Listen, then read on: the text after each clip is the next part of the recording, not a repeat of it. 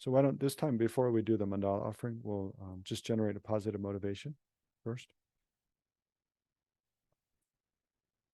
Yeah, so visualize yourself surrounded by all sentient beings, as we did yesterday with your father of this life to your right, and all your male friends and family behind you, to your right and behind you, and your mother of this life and all your female friends and family, those who support you in different ways, to your left and behind you.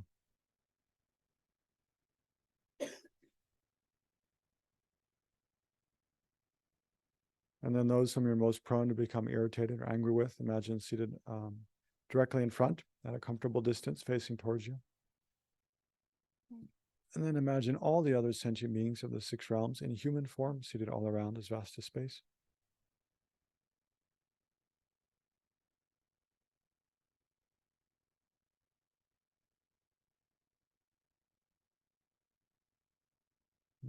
So then again, just as yesterday, we can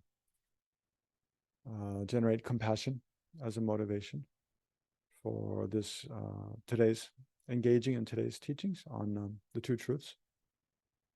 So thinking, the entire purpose of the Buddha's, his own spiritual path, and then his teachings and the existence of the Dharma from, the time of Shakyamuni Buddha 2,500 years ago until now, is because, sentient beings experience suffering. That's what the Buddha, when he set out from his palace in search, he set out, left his wife and child and his family behind and went in search of a way to be free from, the sufferings of aging, sickness, and death, and rebirth again and again in samsara, to see if there's a way to be ultimately free from that kind of state in which the state of being in samsara, in which we inevitably, experience problems, misery, misfortune, and tragedy again and again and again without end. So that was the whole point of the Buddha's teachings, to relieve sentient beings from suffering. So it's important when we generate a motivation to remember, our own reasons for engaging with the Dharma. Usually it has to do with some sense of, dissatisfaction, dis-ease, some problems we face in life. And it's the same for other sentient beings. Also, they're all seeking, something, lasting happiness. The human beings that we know, those we don't know, and animals, beings in the other realms. So remembering the kindness of all these sentient beings and providing us from life to life with friendship and education, food, clothes, care, companionship, the opportunities to practice patience, and thereby grow in our spiritual qualities, in our maturity. And then remembering how Shakyamuni Buddha and then the lineage, unbroken lineage of Buddhist masters, on down to our own teachers today, His Holiness the Dalai Lama, Lama Zopa Rinpoche, and many others. Then they have devoted their lives over many lifetimes to working for the welfare of sentient beings. And so, if we want to become like them, then we have to, motivate ourselves in the same way, to work to not only free ourselves from suffering and find a state of lasting happiness, but to work for the welfare of countless other sentient beings whose cumulative suffering is infinitely greater than our own, and whose potential for well-being and to bring benefit into the world is infinitely greater than our own, and independence upon whom our every happiness up to full enlightenment comes. So try to think, therefore, for this session, I'll engage in these sessions today and all my activities of today in order to be of the greatest possible service and benefit to countless kind mother sentient beings who are trapped in endless cycles of suffering and samsara, unless they find a state of freedom through practicing the Buddhist teachings.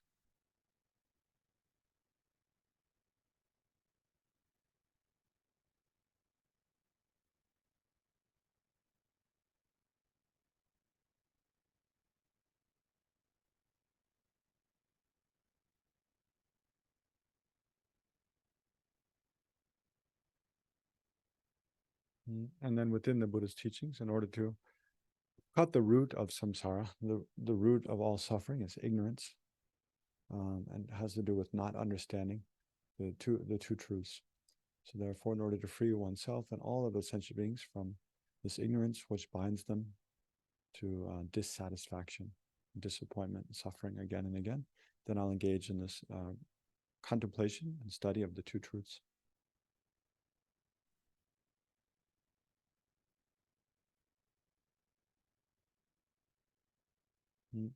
So then as a way of creating merit, increasing our collection of merit to be able to generate realization of the teachings, and I'll offer a mandala.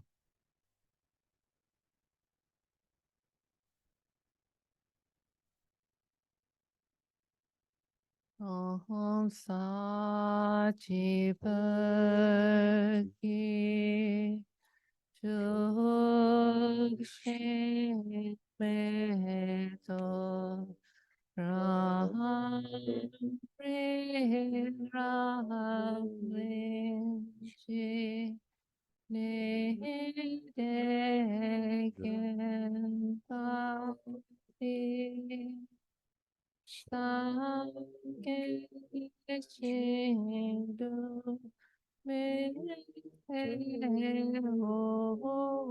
Vaye Roke Na Ta Chela Cheba Sho Jetsun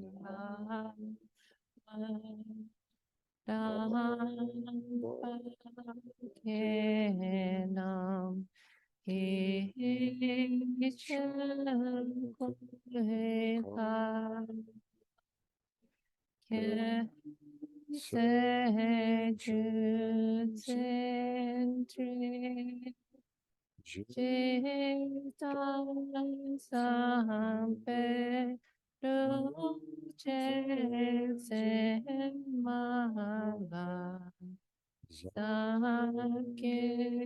Cheke Chapa Asu So Idam Pranamana Recite the refuge and bodhicitta prayer once in Tibetan and then twice in English. Sangye chodam soki chodam Jangju bardo dapni kyapsuchi dagi chunin ki pesonam ki drola penche sangye drupachu. I take refuge until I'm enlightened in the Buddha, the Dharma, and the Supreme Assembly. By my merits of listening to the Dharma, may I become a Buddha to benefit transmigratory beings. I take refuge until I'm enlightened in the Buddha, the Dharma, and the Supreme Assembly. By my merits of listening to the Dharma, may I become a Buddha in order to benefit all sentient beings.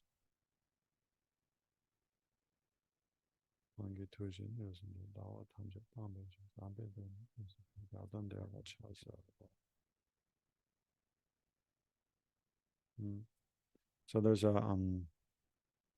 a verse of praise to Shakyamuni Buddha composed by Nagarjuna that His Holiness the Dalai Lama almost always recites at the beginning of his teachings. That goes, compelled by great compassion, in order to dispel all wrong views, you who taught the sacred Dharma to Gautama Buddha, I prostrate. So in that verse of praise, it Nagarjuna picks two qualities to praise the Buddha on the basis of, and there are the two qualities that His Holiness the Dalai Lama always, almost every teaching these days is emphasizes primarily for us to try to practice in our daily lives from the moment we wake up in the morning through the day, which is great compassion for sentient beings, and the mind realizing emptiness. These two. In that prayer it says, compelled, you who is compelled by great compassion.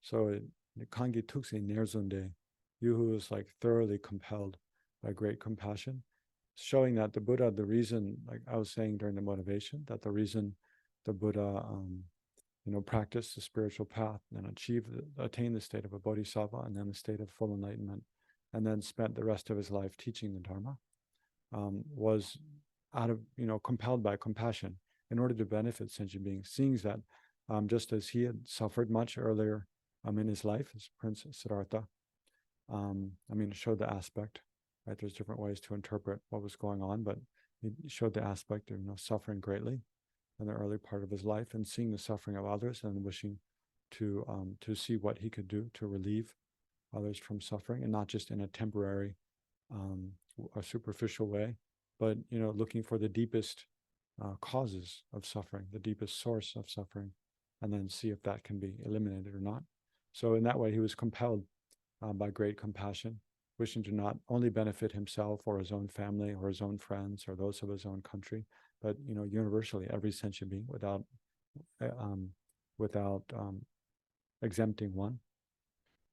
So then, compelled by great compassion, then what did he do? He didn't study medicine or make beautiful buildings or become a great ruler of the world or make peace treaties between countries. Not that all the things are helpful and beneficial, but what he found is the most beneficial is to teach the Dharma. So seeing that, his kind of pivotal finding, the Buddha's pivotal discovery, was that all of our suffering arises from wrong views, from kind of ignorance, misunderstanding of the way things exist. So in order to abandon all wrong views, to dispel all wrong views, then for that reason, so then he taught the profound Dharma, the sacred Dharma, which essentially is, so the Dharma, of course, includes all of the Buddha's teachings, but when you add the the qualifier, the sacred Dharma, when you predicate the sacred Dharma, Dambe Doni. So that Dham is the same as in the Tibetan word for ultimate truth is Don Dham Dempa. This means like a sacred meaning, a profound meaning. So in that verse by Nagarjuna, Dampe Duni, when he taught the profound meaning, actually in ultimate truth in Tibetan is Don Dam Dempa. Dun means meaning, Dam means sacred.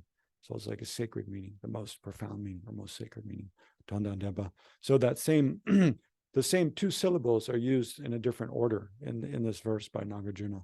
Dampe Duni. So instead of Don Dam Dempa, it says Dampe Duni, the sacred meaning, but they're connected in the same way. So basically it means the Buddha, compelled by great compassion, then he taught the Dharma, and not just, and within the Dharma, he taught ultimate truth. He taught emptiness, because it's only by realizing emptiness that one can, finally cut the root of suffering. No matter how much one practices generosity, no matter how much one practices pure morality, no matter how, what a deep sense of renunciation for the suffering of samsara or the trivial pleasures of this life that one generates, no matter how much loving kindness and compassion, or even the mind of bodhicitta one generates, none of those can act as an antidote to the ignorance, which is the root of suffering. So ultimately, to be free from, just to free oneself, not to mention to free countless other sentient beings from suffering, one has to realize the ultimate truth, emptiness. There's no other way. So that's why Nagarjuna praises the Buddha primarily for teaching ultimate truth, for teaching emptiness. So yeah, we should all feel very fortunate to be able to have taken rebirth as a human, a state in which we can understand the Buddha's teachings, and not only and then have the leisure to take some time to learn about and also that we have imprints from past lives or whatever. Our mental disposition is such that we have some interest in suffering, the cause of suffering, how to be free from that, and in what Shakyamuni Buddha has to say about that. So it's incredibly fortunate, when you look at all the beings that exist. Just on this planet Earth, compared to human beings, human beings are relatively few. Animals are countless in number. Just one, just ants alone would be so many more than human beings. But if we taken rebirth as an ant, this kind of teachings, this kind of contemplation would be completely inaccessible to us, or any other kind of animal. No. So we're so incredibly fortunate not to have taken rebirth as an animal. When we think about, dying away from this life, what kind of karma we've created in this life. I know for myself, it's definitely feels like not certain I'll take a human rebirth again. No. Also, because when we as we're dying, in the final moments of this life is when the karma to take rebirth the next life begins to manifest, largely according to what's the most powerful kind of karmas we've created in this life. But also, but we have countless different kind of karmas we created in this life. So which one manifests at the time of death largely has to do with the state of mind at the time of death. So that's why it's so important to practice generating, compassion, wisdom of emptiness, taking refuge, if one has, wants to, formally choose Buddhism as one's path, to practice the mind, taking refuge in the Buddha, Dharma, Sangha, to remember and practice guru devotion, remember the kindness of one's guru, generate faith in a pure view of one's teacher, all of these kind of virtuous attitudes, and just generally loving kindness, altruistic concern for others, and kindness and caring for others. So all of these virtuous attitudes, the more we can habituate ourselves to them each day, day by day, again and again, then the more they arise spontaneously and easily and continually in our minds. So then the more chance we have at the time of death that our mind will go in a virtuous direction. But we can see even in this life, when we, even in just any year, when we get sick, it's a good time to, because when we, the time we die, well, there's many different ways to die, but most likely it's, we'll have been sick for some time and then be in, a hospital or hospice at home, and we'll be gradually getting weaker and weaker and weaker, and have more and more discomfort and pain in the body. And then eventually our energy to, be conscious will be exhausted, will become unconscious, and then die. So if we want to, it's important to kind of imagine, well, how will my mind be in that state? And a good example is to look when we get very sick, so that we're bedridden, when we have fever or, stomach ache, head pain, diarrhea or whatever. When we get ordinary illness, then and we're bedridden and we can't get up. That's kind of how it will most likely how it would be when we're dying. So then check one's state of mind when one has a high fever, headache, can hardly get out of bed, is completely, weak, can hardly eat or drink anything. Then what's the state of mind? How much control do you have over mind at that time? So then for most of us, we can see it's very difficult. It's very, very easy for the mind to slip in kind of negative thinking, resentment, anger, self-doubt, fear. So then that kind of gives us a reality check. So and we can see how important it is to put effort while we have comfort, while we have physical strength, while we have some mental clarity, while we feel good and we're healthy, to put effort into generating virtuous states of mind, so that they become more and more habitual, so that especially at the time of death, we can generate a virtuous state of mind, thereby trigger virtuous karma to ripen, and thereby take rebirth in a state where we can continue progressing, in developing positive qualities as a person. But even if at the time of death, for whatever reason, we can't generate a virtuous state of mind, if we put effort into generating virtuous minds during the life, the imprints of those, the seeds of those, they won't just go away. They remain there in the mind stream. Eventually they will ripen, unless of course they're destroyed by anger or some other heavy negative counteractive force.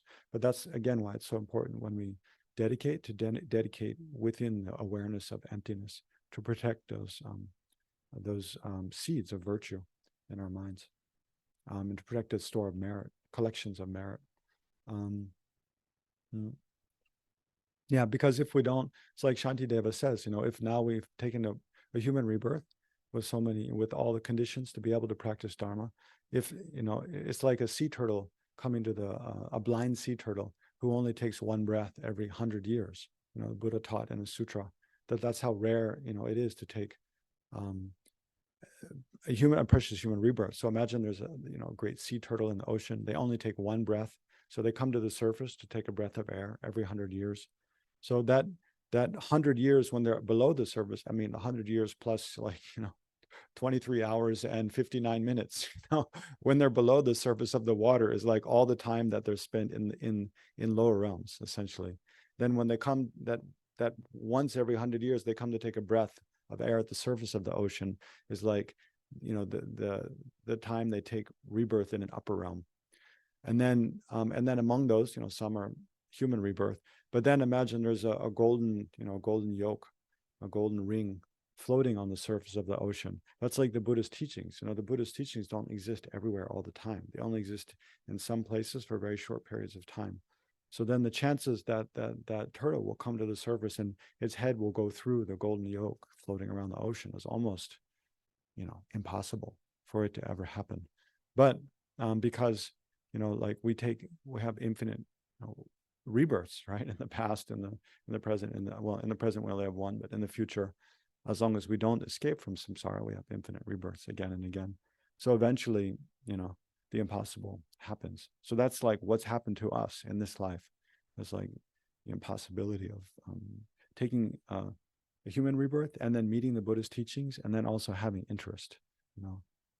It's almost like something impossible. So if we don't take the best advantage of that opportunity now, then when will we? When will that opportunity come about again? It's impossible to say. So it's important to analyze and check, if the Buddhist teachings is true or not. If one finds it's true, then there's no choice but to try to take advantage of this opportunity now while we have it. Also because we don't know how long it will last. Death is coming. It's kind of like it's like I don't know. Sometimes I picture it's like a black wall. It's kind of approaching, but it's totally invisible to us. We can't see.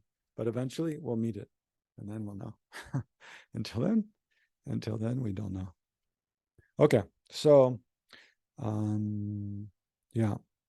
So hopefully that'll inspire you to wade through the two truths again today. The difficulty of the two truths. No, it's not that difficult actually, but it's easy to get. I think because we have to express it in words. That's why I think it's so helpful to do like a meditation we did yesterday afternoon. When all the words get a bit confusing, go back to one's own practice of just looking at, how do I exist? And especially, how does the sense of I arise in different situations? And then that way the I ordinarily appears. So that's conventional truth. But then we analyze to see, do I really exist in that way? Is that kind of self that seems to be there when someone falsely accuses me, or I feel defensive, or I suddenly become very self-conscious, or just when I'm sitting and meditating and I just look to see who's meditating. It's more subtle there, but there is a sense of I, ordinary sense of I appears. So that one that ordinarily appears, then how does it seem to exist? And when we search for it, does it actually exist in that way? If it actually exists in the way it ordinarily appears, then when we search for it, it should be findable. It shouldn't depend upon anything else. Its existence shouldn't depend upon a collection of parts, none of which are it. Its existence shouldn't depend upon it shouldn't be other powered. Shouldn't depend upon other things producing it, giving rise to it. And especially it shouldn't depend upon my concepts, because that's not how it appears. It appears as if it exists by its own power from its own side. So then we analyze to see, does it actually exist in that way? And then we can search through all the body, search through mind, search for elsewhere other than the body and mind. And the reason we search through the body and mind is because our own body and mind, the collection of our aggregates, the 5 aggregates are actually the form aggregate, the feeling aggregate, and then the aggregate of discrimination, compositional factors, aggregate of compositional factors, and aggregate of consciousness. So of those 5, the first is physical, the form aggregate, and then the last 4 are all mental, primarily. So that's why to simplify it, we divide into the body and the mind. So we search through the body. We can't find that kind of person seems to exist by their own. And sorry, I was saying the reason we search the body and mind is because that's the basis of imputation, right? So any object, the way it exists is as something, well, it exists independent upon a collection of parts, and not just any parts, but the parts that are part of it, its parts. So, and then on that collection of parts, we label that object. So the labeling is called imputing. We mentally impute, we conceptualize. It's like we discriminate. Oh, this is, like this is literally my hand, right? And then the parts are my fingers and the palm, back of the hand, the bones, tendons, skin, and so forth. So those are all parts of the hand. And then on that, we label hand. And that's how the hand actually comes into existence. So anything, so as a person, then what are the parts that constitute us as a person? They're all our body and all the parts of our body, and then our mind and all the parts of our mental experience. Then there might be some other, if you know about the divisions of impermanent phenomena or functioning things into, matter, consciousness, and non-associated compositional aggregates, then we also have some parts that are non-associated compositional aggregates, but it's a little bit much to go into now.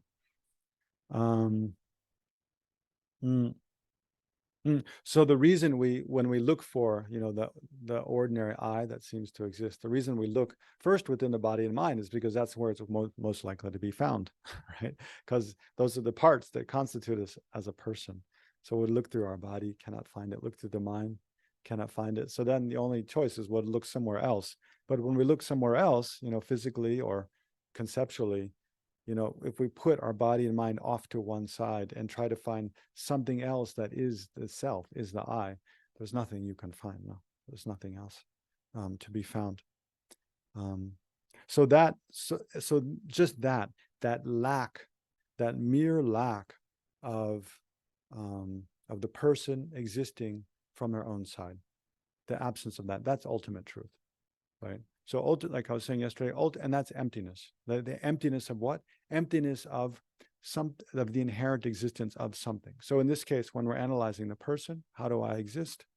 Then the emptiness of the inherent existence of I, the person, or the emptiness of the another way to say the same thing is the emptiness of the person existing from their own side, by their own entity, or by force of their own characteristics. Those are all just different ways to say the same thing.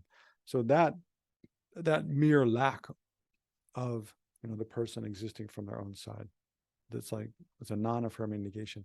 Anyway, that's ultimate truth. And the same with regard to any other subject, any other example. If we take Ocean of Compassion Center, if we search for, we have an ordinary, what is Ocean of Compassion Center? We get an ordinary view of it. Oh, it's like this. And then we search for that thing precisely and we can't find anywhere. Then that mere lack of Ocean of Compassion Center existing from its own side is the ultimate truth, is the most fundamental nature of Ocean of Compassion Center. Just like, one's own lack of existing from their own side or independently. In isolation from anything else. The mere lack of that is one's own ultimate truth. So it's the same for any object, right? So, okay. So that, so now, yesterday we spent a lot of time, probably too much time, talking about the importance of the two truths. Let me find where we were. But so now I want to get straight into, well, more or less the meat of the subject, like actually defining, because I'm someone who studied Buddhism mostly through debate in a monastery. So, this is the importance. So we finished this. Importance, done. Okay. And this one we finished. Okay, this is where we are. So it's very important to define things, to try to get a more precise idea of what we're talking about. But also, in understanding the two truths, one of the big hangups can just be the language. There's a lot of terms, a lot of new terms, and even words that we're familiar with used in a slightly different way. So you have to be patient studying emptiness, patient studying the two truths, just becoming more familiar with their terminology and the language and how it's used, but to see how it's all creating a kind of network of, a whole idea and understanding, that we probably haven't, if we haven't studied Buddhism before, we won't have heard before, and we won't really see that kind of understanding of the world kind of created anywhere else or presented anywhere else. Okay, so the two truths. So the third main heading in the outline that I've kind of drafted for this weekend is the two truths include all objects of knowledge. Yeah. So this is in a classical presentation of the two truths.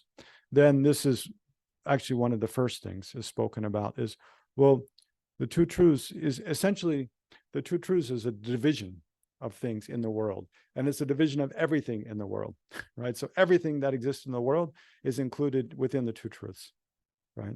So, but first of all, just briefly, like the question, well, what is everything in the world? What exists versus what does not exist, right? So that's why I've put here the definitions of the object of knowledge and the definition of existent, 1, 2. So object of knowledge, I don't know if you're familiar with Tibetan, is the translation of sheja, and existent is translation of yopa. But so the definition of object of knowledge is suitable to be an object of awareness, or you could add a that if you want, that suitable to be, or something that's suitable to be an object of awareness. Yeah. Lo yudu jarunwa, Tibetan. Lo yudu jarunwa. Yeah. So it basically means something that's suitable to be known or experienced. Although, that definition we usually don't use that one as much as the second one. The next one, existent. That known by a valid cognizer. So these are synonyms, right? Object of knowledge and existent are synonyms. Whatever's an object of knowledge is an existent phenomena. Whatever is an existent phenomena is an object of knowledge. So the definition of existent is a little bit more helpful. That known by a valid cognizer. So you have to think. So I mean, this is a bit different, than maybe, I don't know. What's your ordinary idea about how do you define something that exists versus something that does not exist, right? Yeah, I don't know. I majored in philosophy in college, but I don't ever remember looking at a definition of, existent phenomena. Probably did. I just forgot. But yeah, I don't know. It's something I'd like to go back and check, actually. Anyway, there'd be, Kant would have one, and Hume would have a different one, and Berkeley would have his own, and then everybody has their whole own frameworks now. But anyway, it's good to look at. But here, the Buddhist definition of that known by a valid, so of something that exists, is that known by a valid cognizer. So what's most interesting about that is, for something to exist, it has to be known by a mind, right? There's nothing that exists that is not known, that is not an object of a valid cognizer. I mean, a valid cognizer means it unmistakably, well, actually it can be mistaken. Sarda miluirikpa, incontrovertibly realizes its object, right? Means a valid cognizer, it knows its object correctly, right? In a way that it cannot be reversed, right? It's incontrovertible. It knows its object, definitely. Just like, if I ask what's on the table in front of you, you look and that. Like, nobody can convince you, like, there's not, for me, like, there's these flowers here. Like, we all have a direct, as when we look at the flowers, we have a valid cognizer realizing those flowers, no question, right? So just like that, in the Buddhist view of the world, there's everything that exists is known by a valid cognizer. So that becomes a problem. Like, think about a bit difficult, because think about like 1 mile below Ocean of Compassion Center. Does something exist there? Yes. Right? What exists? Like, well, we can say, well, some rock, probably. We don't really know, no. But does that rock have like a color or a texture? Like, what is the color of the, or texture of the rocks that exist 1 mile exactly, not less, not more, below ocean of compassion center? Like, that exists. No, and the color that of, of that rock exists, or the texture, or the, I don't know, the the granular kind of structure of it, whatever. Like granite has a certain structure, sandstone or limestone, they each have completely different structure of it. So what is it? Does anybody actually know that? Is there anyone who knows? Like, I don't know. I would usually, when we think, is there anyone who knows, we think of other human beings like ourselves, right? So one way to get out of, well, there's different, I don't know, I won't go into that debate a lot, but it's something to, it's a challenge for that definition. You have to think a way to challenge that definition. Is it really the case that everything exists, is known by a valid cognizer? Another way to challenge it is look at the distant past. Think about, 5 billion years ago. Planet Earth existed at that time. We know because we can carbon date the oldest stones on the Earth. They're 13 billion years old or so. No, maybe I'm wrong about that. Hold on. No, the whole universe is about 13, 14 billion years old. I think the oldest stones, because in Bangalore, Nidhi's from Bangalore, we met there. In Bangalore, in Lal Bagh Gardens, there's a really big, it's one of the oldest stones in the Earth. It's on planet Earth. I think it's 4 billion years old, actually. Yeah. So anyway, we know the Earth has been existed. We don't need, I don't know, just 1 billion is enough now. So 1 billion years ago, 1 billion years ago, there's no humans, no life, I think, on Earth. Definitely no animals. I'm pretty sure. I don't know. We can go back 2 billion. Then anyway, there's a time when the Earth is formed.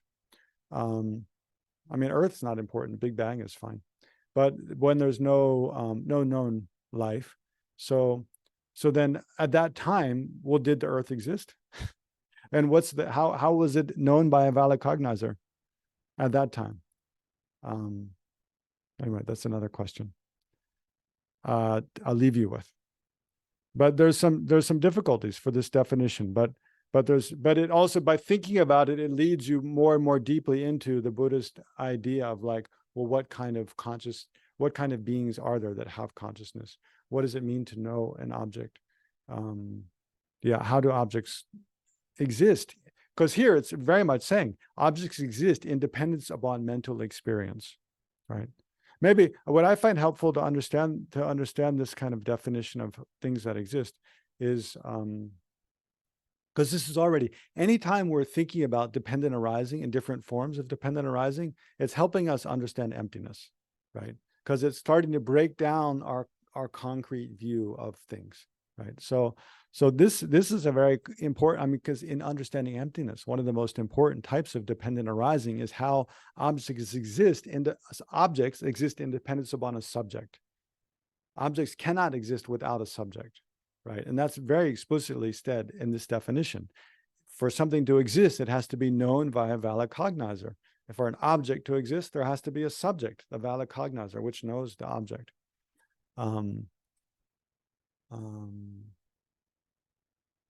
But yeah, what was I going to say?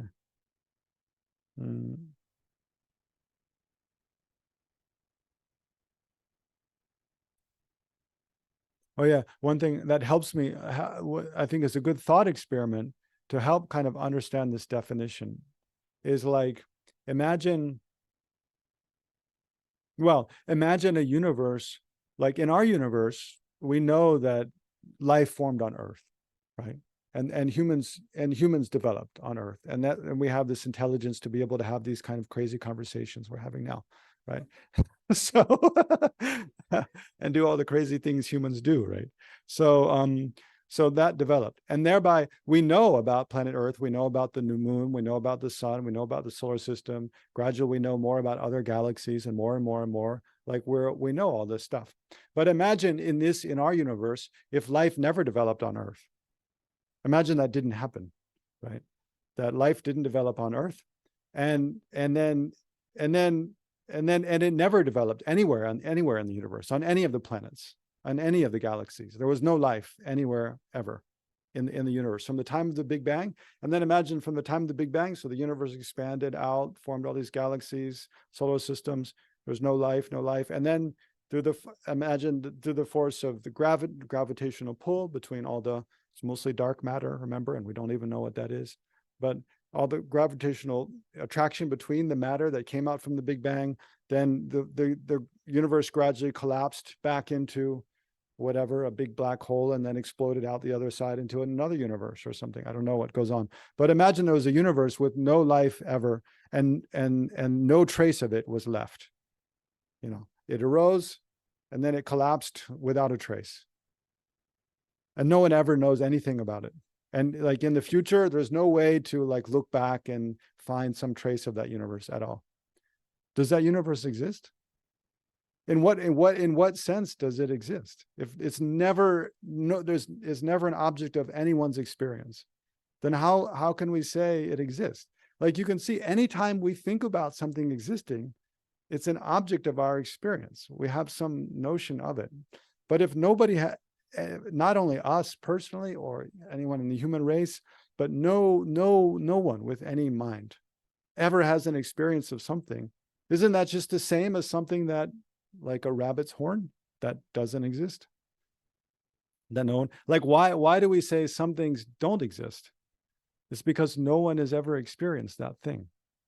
So, even if you had physically a whole universe like I described, if no one ever experiences it, essentially isn't that the meaning of non-existent?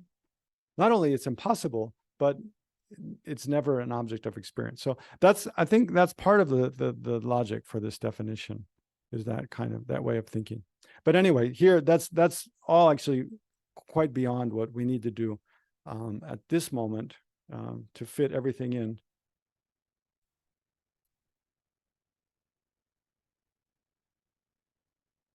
Yeah, of course, because hell beings exist. Yeah. Well, there's all the hell beings. They have valid perception. They're not all fools. No.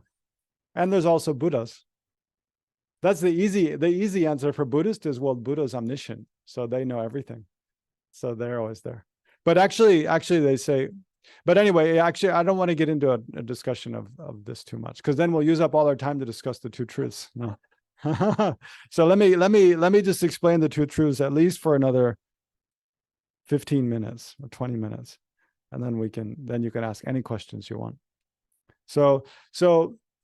But here the point is that the two truths, the basis for dividing the two truths, ultimate truth, conventional truth, is all phenomena, right? Like, yeah. Yeah, maybe to just a contrast, like you can divide up, like one division of phenomena is into, we'll say, things that are matter, material, and things that are consciousness, right? But that's not all inclusive, right? Because there are permanent phenomena, just like, like the equation 2 + 2 = 4, or the absence of an elephant, in the room. There are permanent phenomena that exist that are not consciousness and also not matter, right? So that's not an all-inclusive division, whereas the two truths is an all-inclusive division. So just to give here some examples of an exhaustive division into two. Yeah, I made kind of strange ones here, but, well, human and non-human is one example. Like everything that exists either a human being, or a non-human being, like not a human being? Can you think of anything that's not either a human being or not a human being? No, you can't. No. So you can take you can take any object in the world. Like you could take this cup. Everything in the universe is either this mug or not this mug. Right? Any object you can take and make two categories: that object and not that object. And that's a pervasive division. Everything that exists is included in one of those two.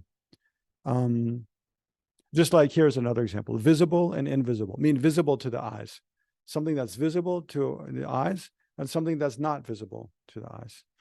Yeah, it's a similar division. And then another one, more classic, is like permanent and impermanent phenomena. Permanent meaning, Well, impermanent meaning momentarily disintegrating, changing moment by moment. So everything in the universe is either changing moment by moment or not changing moment by moment, which means permanent, not changing, static. So, and then finally is the division we're concerned with: conventional truth and ultimate truth. So everything in the world is either a conventional truth. Most things in the world are conventional truth, right? Like, the mug, this cup, the laptop, us as a person, our mind, our body, the earth, the four elements: earth, water, air, fire, all consciousness, even the Buddha, Dharma, Sangha. They're all ultimate. They're all conventional truths. Almost everything in the world is a conventional truth, right? So what that means, we'll get into more. Well, I'll clarify a bit more. But in a way, what it means is that it exists and it's not an ultimate truth, right? Because ultimate truth is, remember, one meaning with what?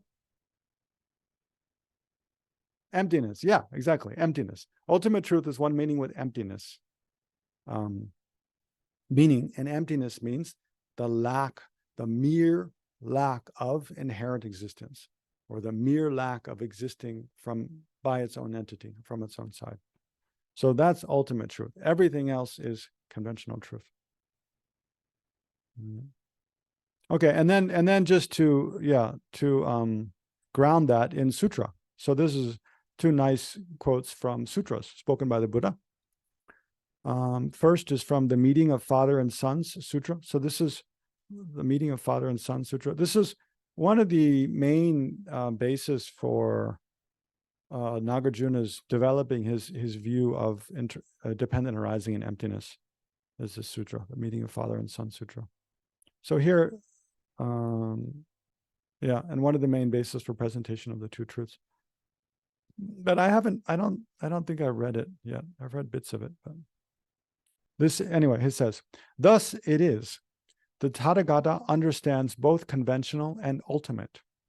Objects of knowledge are exhausted within these two: concealer truths and ultimate truths. So there you see he uses two different translations for conventional truth.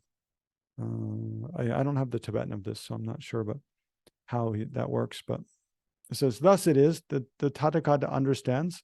So it means the Tathagata, the Buddha, has this omniscient mind, and he understands that all phenomena are included in these two types of things: conventional and ultimate things. Objects of knowledge, so what we just defined, remember, objects of knowledge is, the definition is that which is suitable as an object of awareness, which that definition, it doesn't really do a lot to kind of explain the meaning. But objects of knowledge are exhausted within these two: concealer truths and ultimate truths. So concealer truths, again, is a synonym for conventional truth. And we'll get into just a minute why that's called a concealer truth. And then there's another quotation from the sutra definitely presenting the suchness. I'm not sure if that's right. It might just be suchness. Anyway, these are both, and these quotations I both took from Geshe Tashitseren, who taught at Jamyang Center in London for like 20 plus years, 25 years. He has this very nice series of books called, what is it? Foundation of Buddhist Thought. Foundations of Buddhist Thought. Yes, there, exactly. Duana, can you hold up for everyone to see? Yeah. Turn around. The back row can't see that. Yeah. So that's a very good book. I took these quotations from that book, his book on the two truths. Very good presentation. And then Bay sent out a reading list of several other books that are also very good. Yeah. So, okay, so this other quote, the sutra definitely presenting the suchness says, there is the conventional and likewise the ultimate truth.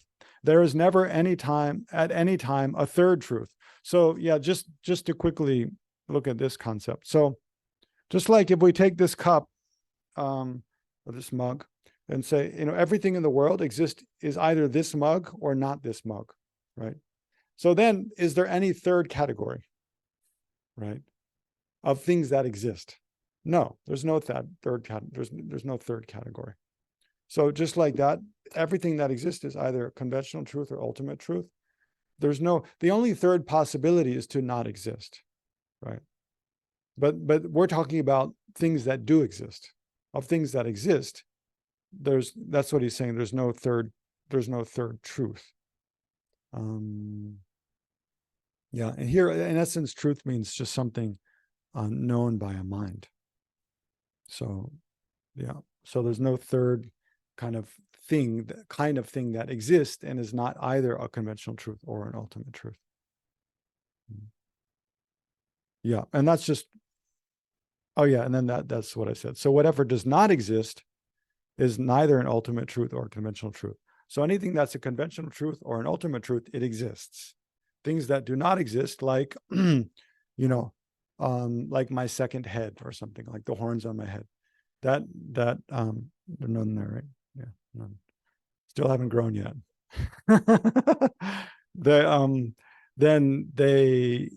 Something that does not exist is neither an ultimate truth or a conventional truth. Okay, so that's it for that heading. Yeah, that everything is included in the two truths. And then, oh yeah, so then briefly, I threw in this because, yeah, I think it's important to know, actually, before we look at the definitions, that everything that exists involves an interaction of the two truths, right? So we can, when we think of, well, everything that exists is either an ultimate truth or a conventional truth, then we tend to think, well, they're two separate things that exist in isolation from each other. But actually, that's not the case. So here it gets a bit more complicated. The two truths, or their existence, depends upon each other, always, right? So think about like this. Like, remember when we did the meditation yesterday, we analyzed, in the first step, we look at someone falsely accusing us of doing something wrong, or we suddenly feel very self-conscious and kind of defensive, maybe. So there's an ordinary sense of a self that seems to exist kind of concretely. It has its own substance, exists from its own side. And when we analyze, we can't find anywhere in the body, can't find anywhere in the mind, can't find anywhere apart from the body and mind. So then the only logical conclusion we come to is that kind of I does not exist, right? So that mere lack of existence of oneself as the person existing from its own side, that's ultimate truth. That's an example of emptiness, right? But that specific instance of emptiness, the emptiness of my existing from my own side, that specific example of emptiness, it's a quality of me as a person. So, and the same for each of you. So it's a quality of like how I exist. I exist as being free from, totally without existing from my own side. And that's a quality of me. It's an aspect of me. So the existence of that instance of emptiness depends on the existence of me, the person. So any instance of emptiness, we think emptiness, but what is, emptiness is just like a name for a category, but it exists independent upon countless instances. It's like human being. Does human being exist? Yes. Human being is something. Like, I'm a human being, you're a human being, they're a human being, she's a human being. There's many human beings. And human being as a category exists. It's a generality, right? But the existence of that generality depends upon the instances. If you go looking for like the human being, like we're each human being. So there's a human being that we are each an example of that. Or you can even, to make it even more simple, just think person in the room, in this room, right? Is there a person in this room? Yes. Am I a person in the room? Yes. Are you a person in the room? Yes. Are you a person in the room? Each one of us is a person in the room. But that thing that we are, person in a room, where is that? Can you find that? If you go looking for that person in the room that we are each an example of, all you can find is examples of it. You can't find it. So it gets into very funny kind of discussion. Like I'm the person in the room that we are each an example of. Does that person have a head? No, it doesn't. It's a headless person. No. If it does, you'd be able to see it. No, because if there's a head in the room, hopefully we'd be able to find it. Like, I don't think there's any heads sitting in Notion of Compassion, like just nobody knows about. It'd be smelly before long. No? so, so yeah, like there is a person in the room which is invisible. It's that person that each of us is an example of. So it's like emptiness is like that. Emptiness is it's a generality. But it depends upon that person in the room exists as soon as we all leave the room, and assuming there's no insects, we'll just assume there's no insects in the room or any other kind of beings. As soon as we all leave the room, then also the person in the room it ceases to exist. It's not there anymore. And then as soon as one person comes back in, then again there is a person in the room, right? But the point here is that emptiness itself, it's like person in the room. If you search for, you can't find. All you find is examples of it, instances of it, right? So any instance of emptiness, it depends upon what's called its base of emptiness. Dongxi in Tibetan is dongxi. It means the basis of emptiness. So back to like when we did that, do the analysis of ourself, how do we exist? Then we find that, well, that the way we ordinarily appear, that kind of person seems to not exist. There's a mere lack of that person existing from its own side. So that is an instance of emptiness, but that exists independent upon us, right? It's a quality of us.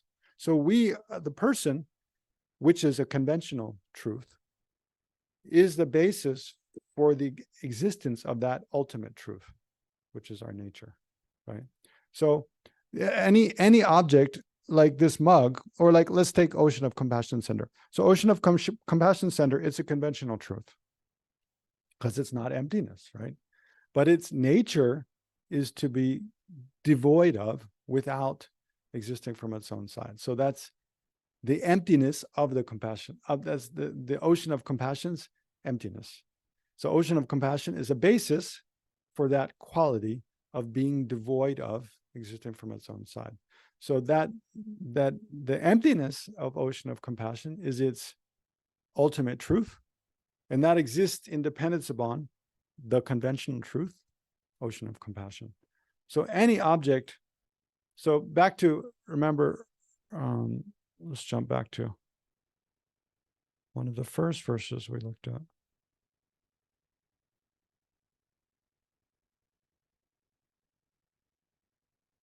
Here. Oh, yeah, here. Remember, Tsongkhapa was saying, nothing is not dependently arising. Nothing, therefore, is empty of self-nature. So because everything, so to take that out of, double negative speak, means because everything is a dependent arising.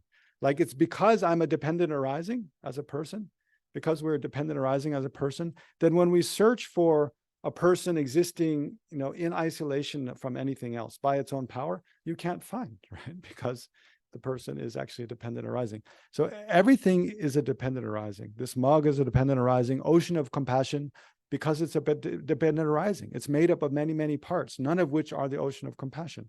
That when you search within the base, but on the basis of that collection of parts, we label Ocean of Compassion. So apart from that collection of the parts of Ocean of Compassion Center, you can't find anything to point to and say that's Ocean of Compassion Center. But then when you search within all the parts, like you find, different volunteers and the board and the staff and the building and different things in the room, but none of those things are Ocean of Compassion Center. They're all just parts of the center. So then where is the center? No, it exists in dependence upon imputation, upon that collection of parts. So then when you search within, you can't find that thing. So that lack of existing, that's what it means. That lack of existing from its own side is the ultimate truth of Ocean of Compassion. But for that ultimate truth to exist depends upon there being Ocean of Compassion Center, which is a conventional truth, right? So every instance of emptiness depends upon a basis, that it's a quality of that. It's just like, think about like weight, like 1 kilogram, 2 kilograms, 1 pound, 2 pounds, 3 pounds, 1 ounce, 2 ounce. Like, does weight exist? Yes. But, find weight, you cannot find. They're just instances of weight. But weight is always a does weight exist like on its own? No, it's always a quality of something. Like, this vase has a weight, this mug has a weight, I have a weight. Anything that is a physical entity, is made of matter, it has weight, So that weight is always a property of another quality, of another object. Similarly, ultimate truth, any instance of ultimate truth is always a property of another object, right? It never can exist just on its own. So any instance of emptiness is always a property of something else. And it's so for any instance of emptiness, where am I?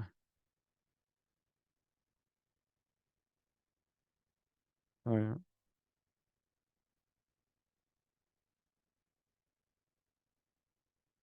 Yeah. Its basis for existing is almost always a conventional truth. So why do we say almost always? Because there's the emptiness of emptiness. Right? Because emptiness itself, yeah. So just to really spin you, yeah. Don't worry about that one till tomorrow. Yeah, because ultimate truth itself is empty of inherently existing, right? Because it itself is a dependent arising, because it depends upon conventional truth or other things. In short, no. But don't worry about that one too much. That you can come back to. But the reason it is important to think about is because, well, it's not like innately, people who are not studying philosophy won't think about that question. Does ultimate truth exist from its own side? But many people who do think about that, it's an easy trap to fall into, which actually most of the lower Buddhist tenet schools do, is to think that whatever when you search for the most fundamental nature of reality, it's kind of a natural mistake. When you search for the most fundamental nature of reality, whatever you identify as being that, you tend to think, well, that exists from its own side. That doesn't depend upon anything else. It's like the theistic religions, their view of a creator God. You search for a reason. Why do all these things befall me? Why does all these things happen to me? And you search for a reason, and finally you find a final reason, and then you tend to think, well, that. So for a theistic religion, it's like God. It's because it's the will of God. That doesn't depend upon anything else. There's no further place to look to explain anything. That's the final explainer, right? So it's a natural human tendency. Whatever we find is the most fundamental kind of nature of reality, we tend to think that exists from its own side. So the emptiness of emptiness is just to remind us that also, in the Buddhist view, there is no bottom. I mean, the consequentialist school view, there is no bottom. That also is a dependent arising. Yeah. Anyway, let's look at what Chandrakirti says here. So everything that exists involves the interaction of the two truths, right? So just to remind you something we said yesterday, right? That like, remember, if as a person, if we existed from our own side, it would mean we cannot interact with anything else. Because as soon as we interact with anything else, we change from something who had not interacted with that other thing to something that had interacted. And thereby the way we exist is dependent upon that other thing, right? Remember the tea bag? Like if the tea bag existed from its own side, it couldn't give flavor to the water, right? Because it couldn't be affected by the water and it couldn't affect the water. They couldn't have interaction because the tea bag as it exists, if it existed from its own side, then as it exists is completely explainable by only itself alone, without reference to anything else. And so it has to have some kind of essence all on its own that doesn't depend upon anything else. As soon as it's affected by anything or it affects anything, it's changed and it's become something that is what it is, independence upon something other than it. And thereby it's a dependent arising. And that means that, so what that's, the flip side of that is to say that it doesn't have any essential nature of its own at all. That's why it's able to interact with other things. So yeah, Chandrakirti says, things as they ordinarily appear versus their deepest nature when analyzed. And so, yeah, Chandrakirti says, all entities bear dual natures. right? So all entities have an aspect of conventional truth and an aspect of ultimate truth. And another way to say that is, like everything that exists has both a conventional nature and an ultimate nature. That language can be a bit more useful and helpful. All entities bear dual natures as obtained by their correct or false views of them. So as understood or known, so here obtained, as obtained means as known by or realized by or understood by correct or false views of them. What is seen by perfect vision is the ultimate truth. And what is seen by false vision is conventional truth. It is taught, means it is taught in the sutras. So now we're starting to get into why is conventional truth also called like, what was it above? Truth for a concealer.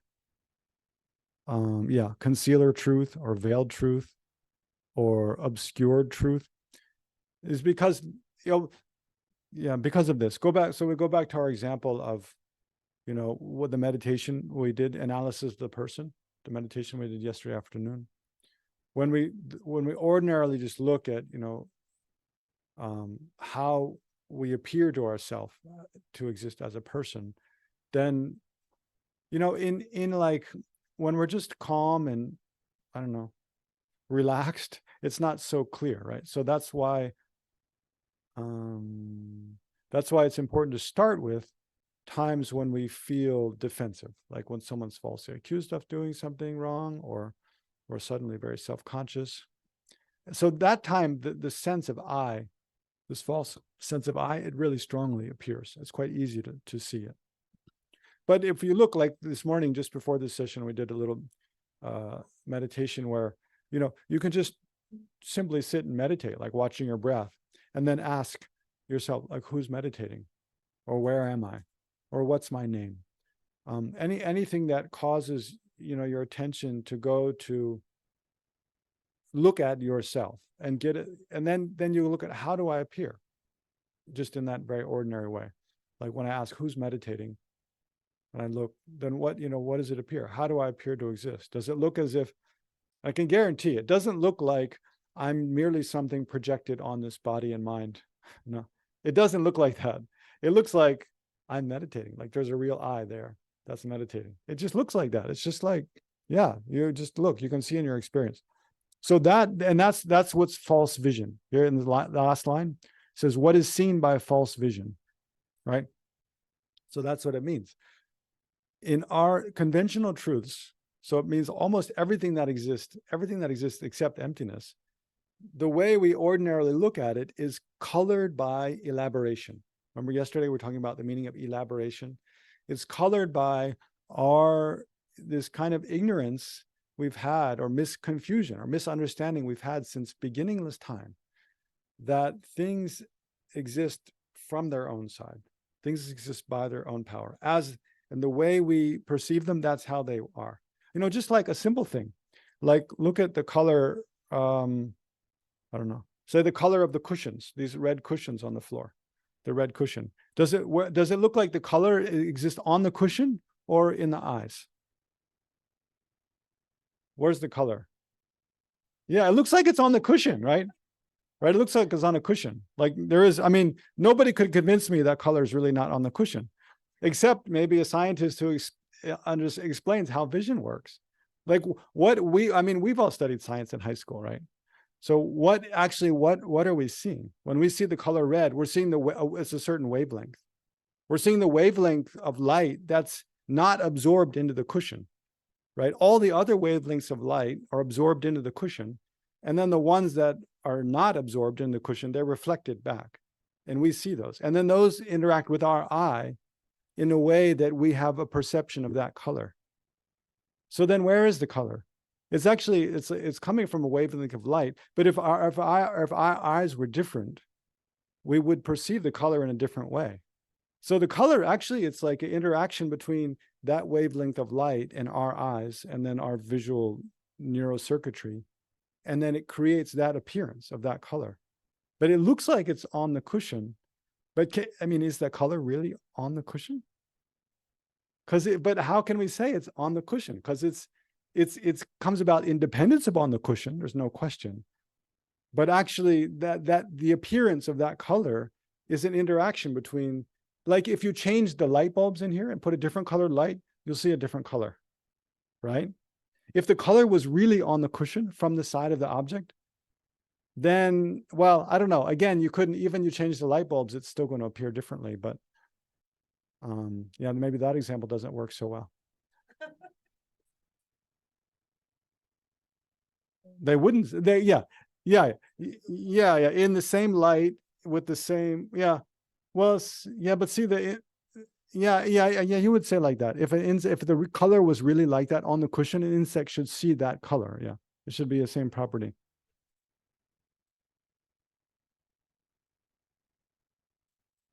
Yeah, sure. Let's open up to questions now. We can, whatever questions you have, we talk about.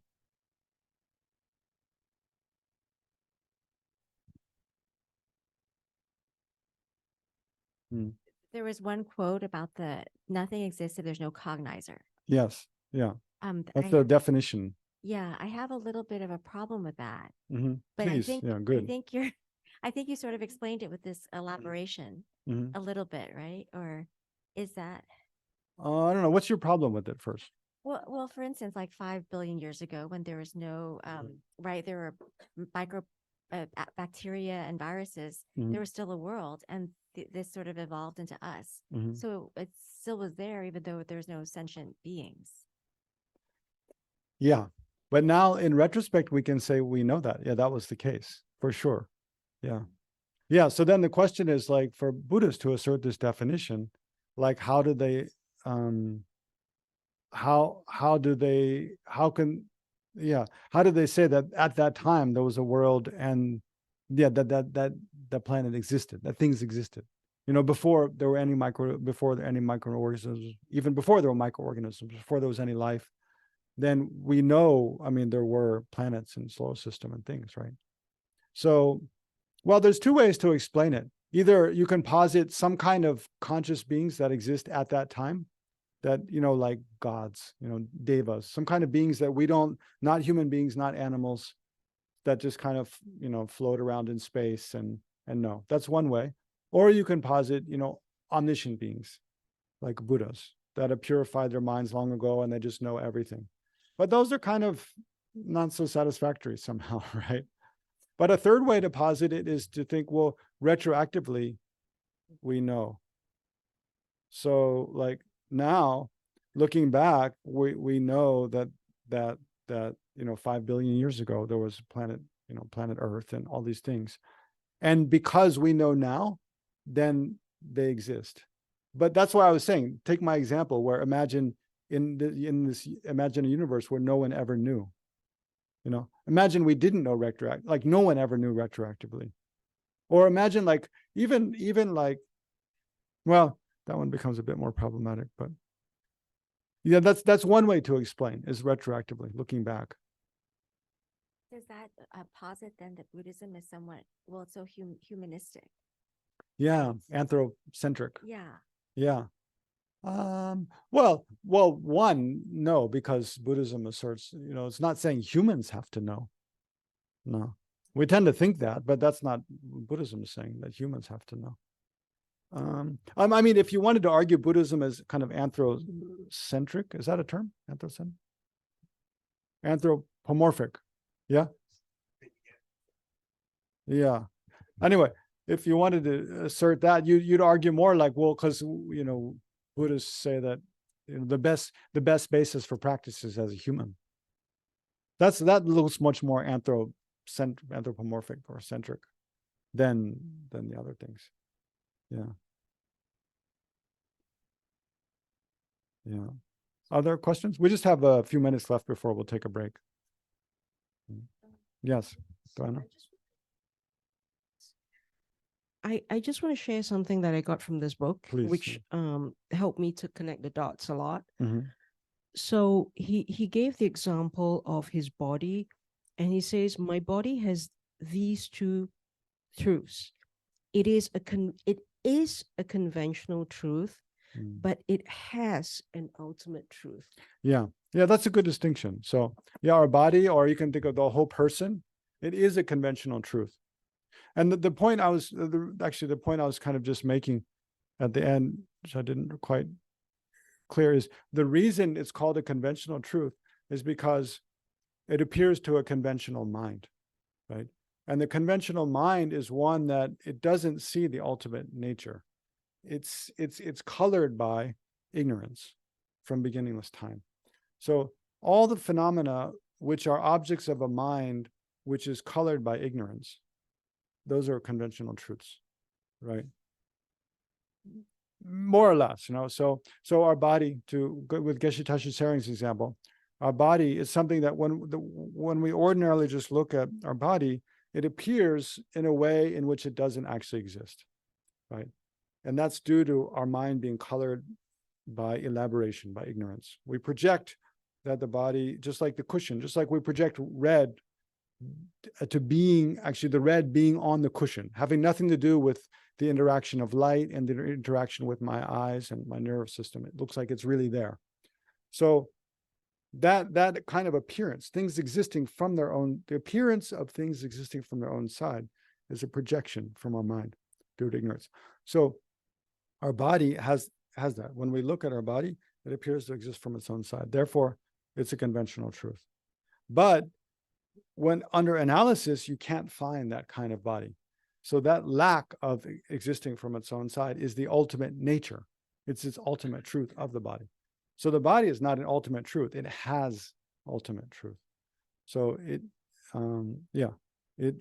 is a conventional truth, but it has an ultimate truth. Yeah, that's a nice distinction. Yeah.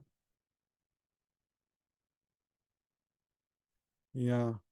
But you can also but just to stick with the example of our body, like our body has a color and shape and a volume and a weight.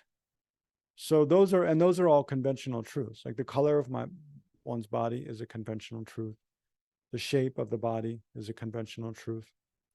And those are all aspects of the conventional nature. So our body is a conventional truth, but it also has a conventional nature. So all those qualities of the body, which themselves are conventional truths, are part of the conventional nature of the body. So then the fact that the body is empty of existing from its own side as its own entity is its ultimate truth, and that's the ultimate nature. That's also a quality of the body, but it's the ultimate quality of the body.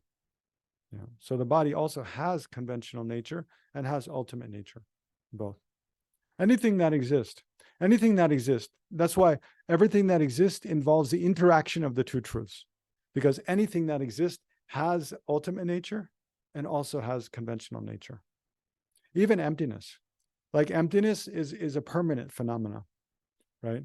The permanence of emptiness is a conventional truth.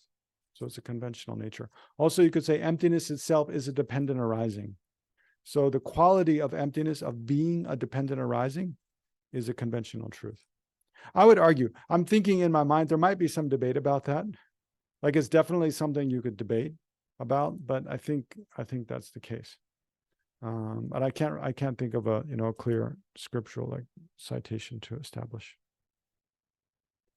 Let's take a 15-minute break now. Yeah.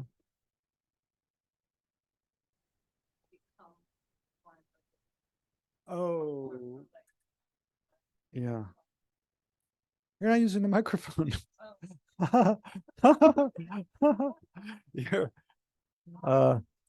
So Bei is saying, can you give more examples of the relationship between namdo, or false conceptions, and elaboration?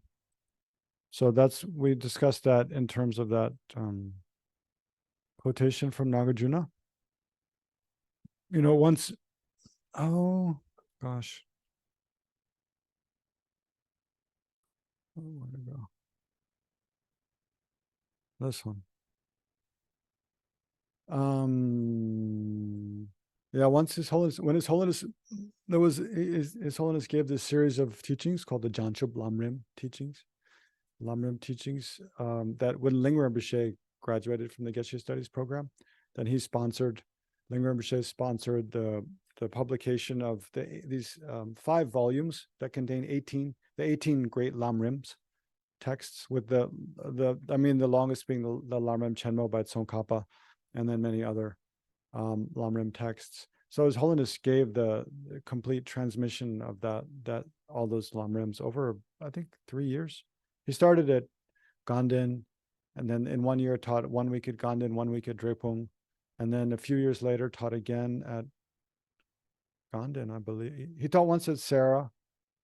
I think the next couple of years later he taught at Sarah, and then a couple of years later he taught it again at Ganden, and then he finished at Tashilumpo. I think it was over 4 years.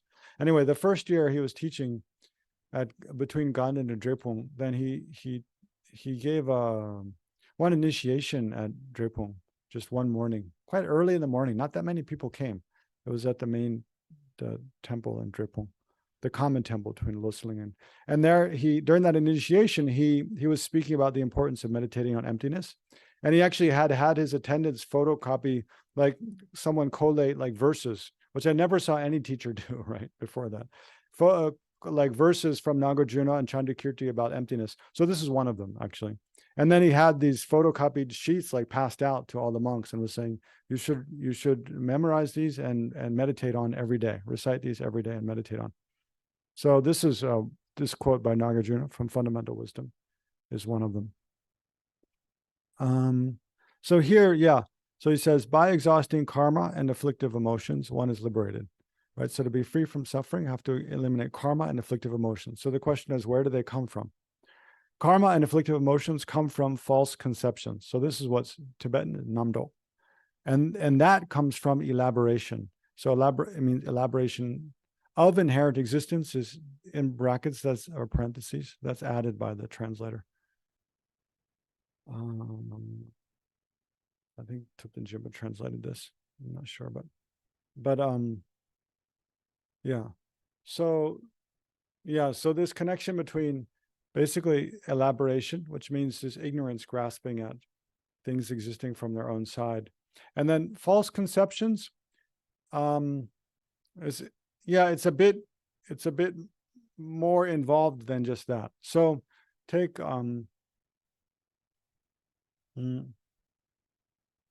I don't know. Do you have an object in mind, Bae? Huh? Durian. Oh, okay, durian. Sure. We can take durian. So take durian fruit. No. So the mind, the ignorance, the elaboration is just when we think of durian fruit, if we're just thinking of it, or we actually have one. Then when we observe durian fruit, either with a conceptual mind or direct perceiver, then the elaboration, it projects that it is, durian fruit from its own side, that the object exists from its own side. So actually, there's just the texture and the color and the smell. There's all this collection of parts. And then on that, we label durian fruit, and then it comes into existence. But when it appears back to us, it doesn't appear like we've labeled durian on the object. It looks like it is durian fruit from its own side. It is what it appears to us as. It is that from the side of the object. So that's the elaboration. That's the function of elaboration, to cause that false appearance of just the object existing from its own side, just that. So here, when it's talking about false conceptions, and again, like a little bit more elaborate way to translate that same phrase in Tibetan, because also here in the verse, to put it in verse, they shorten the Tibetan phrase to just namdo. But the full term is tsumin, means inappropriately. Yije means to believe or to think of. Yije ki namdo. And then like namdo, superstition is how Lama Yeshe translated it. It's quite good. Because it means kind of a wrong idea, a false idea about something, kind of like superstition. So it means like an inappropriately believing concept. I mean, the more standard way to translate namdo is just as a concept, but that doesn't really capture the full meaning. So it's like inappropriately believing concepts, you could think. So the elaboration with regard to durian, there's just, it projects, the appearance of it existing from its own side and believes in that yes, it is durian, it exists from its own side. The inappropriate believing concepts start to make judgments about it. Like, oh, that smells nice, and to think that those qualities about it, or that smells terrible, or that looks cool, or that looks like disgusting, whatever. So we start to, what? Yeah, exaggerate. It's like we start to elaborate. I mean, I kind of try to avoid using the word elaborate because it's just going to cause confusion, because here the way it's used is completely different. But we start to think about different aspects of the object, not just the object exists from its own side, but like it's not, we make judgments about it through our opinions. Like, it's good, it's bad, it's nice, it's not nice. But then we think that those also exist from the side of the object. So that's the false conceptions. And we believe that the things that we think about the object, not only the object itself seems to exist from its own side, but everything we think about that object, all our, our way of perceiving it, that also we believe is really the quality of the object. So you can see, like with durian, like you think, okay, durian exists from its own side, and then, oh, it smells so nice, it looks so nice, I want to eat some. And that it smells good, it looks good, that's also from the side of the object, and then that leads into wanting the object. Therefore, to have the pleasure of enjoying that nice smell, I need to have the object. So then that becomes attachment, right? So there's just seeing the object appearing as existing from its own side, and believing that is the function of the elaboration of inherent existence. Then, oh, that smells nice, it looks nice, it must be good. That goodness I perceive is a property of the object. That's the function of the false, inappropriately believing concepts. And then if we believe those and we follow that, then we want it. I want that. Then that's attachment. So this is 3 steps, from ignorance, basically the fundamental ignorance, self-grasping. Usually we say self-grasping. We don't say elaboration. It's the same thing. Self-grasping then leads to this inappropriate believing concepts, then leads to attachment, or anger or something like that. Is that okay?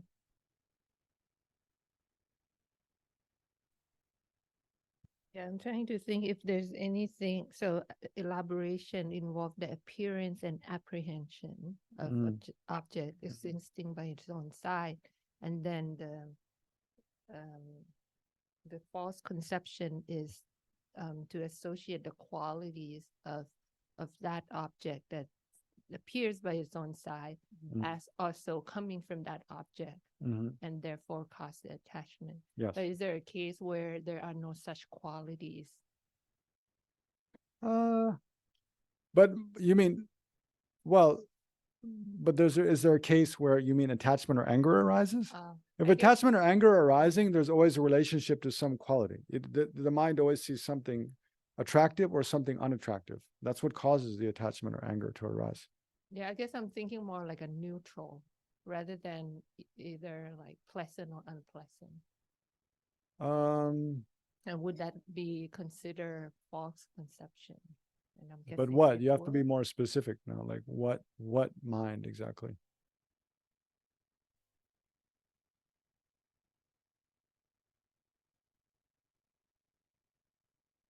Yeah. You could say, I mean, the appearance, just just self-grasping is a kind of false conception, right? But here it's because it's talking about this gradual process. Right. So it's saying karma and afflictions come from false conceptions. Those false conceptions come from elaboration.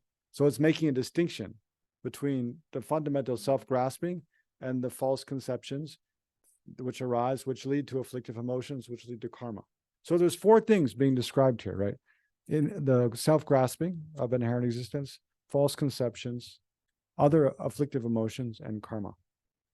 Well, I guess I'm thinking of like it's the false conception is because there's a judgment that's placed on it. So if you suspend the judgment, then that's kind of how you break the attachment. Yeah, Right? you can break there already. Just suspending judgment about if it's really good or really bad. Yeah.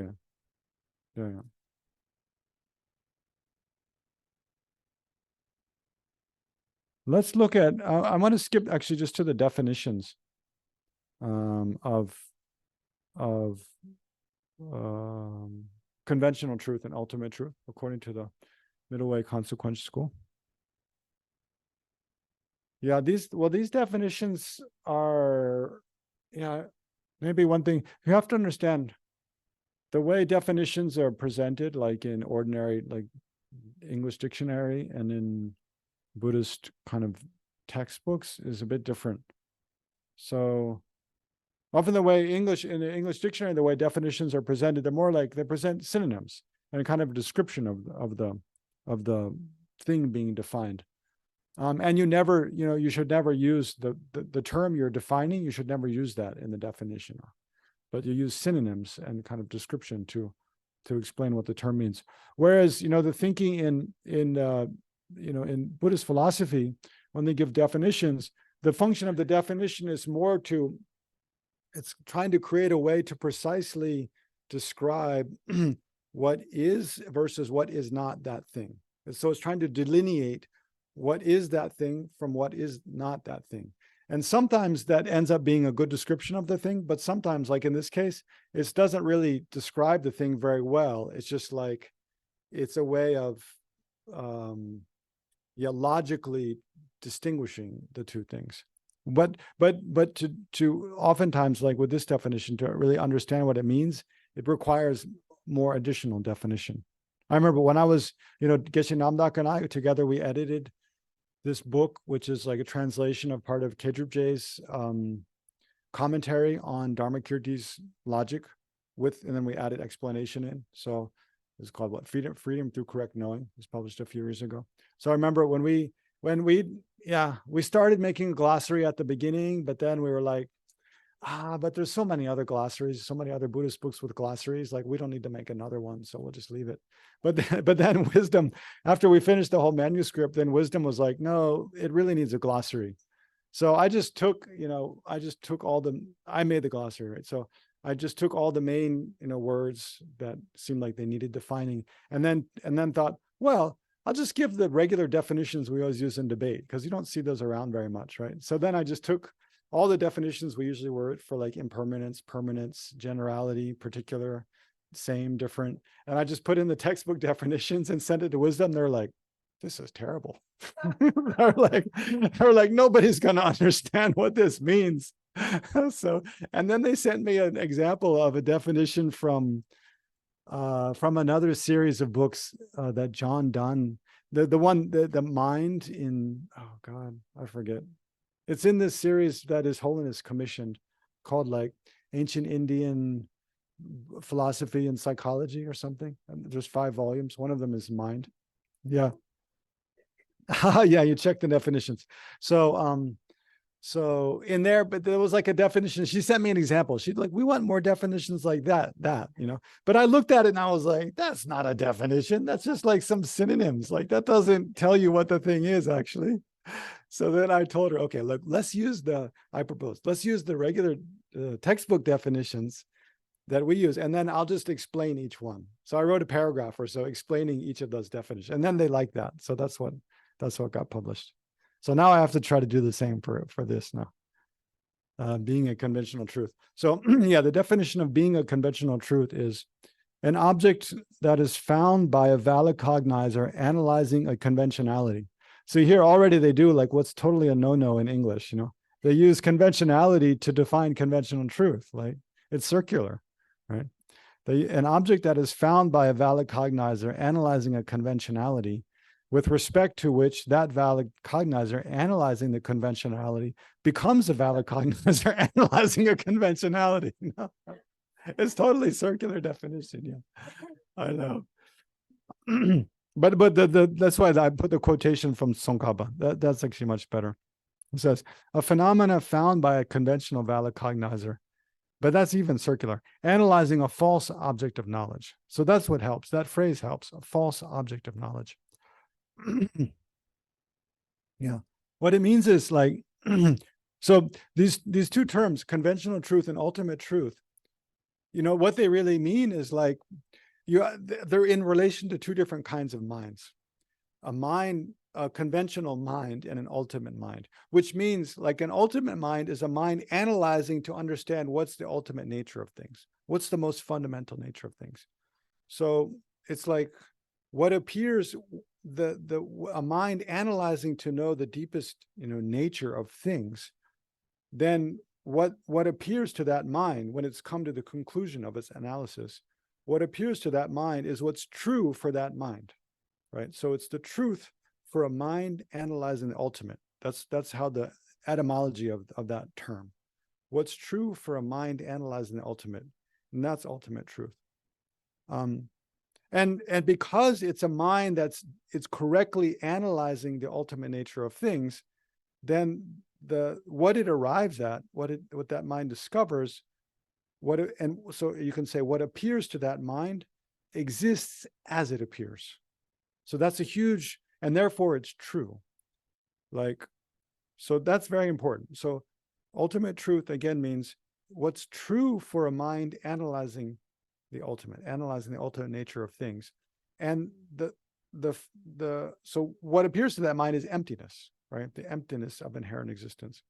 And the way emptiness appears to that mind is the way it exists. So emptiness is known by, for a valid cognizer analyzing emptiness, then emptiness appears in the way it does exist, and thereby it's true. The definition of truth is something existing in the way it appears. If something exists in the way it appears, it's true. If something does not exist in the way it appears, it's false, right?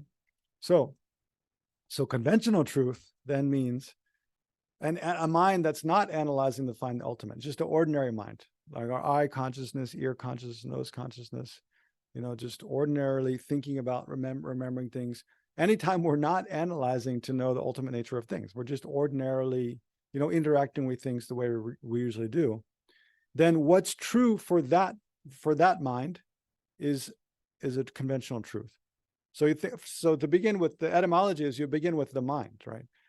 For a ordinary mind, a conventional mind, what's true in the face of that mind is called a conventional truth. But those things are all false. So this is where the terminology gets confusing, right? So when it says conventional truth, it doesn't mean something that's true at all. It means something that's false, because it's true for a mind that's corrupted by ignorance, right? Our ordinary minds are all corrupted by elaboration, by self-grasping, because we've had this ignorance grasping at things as existing from their own side from beginningless time.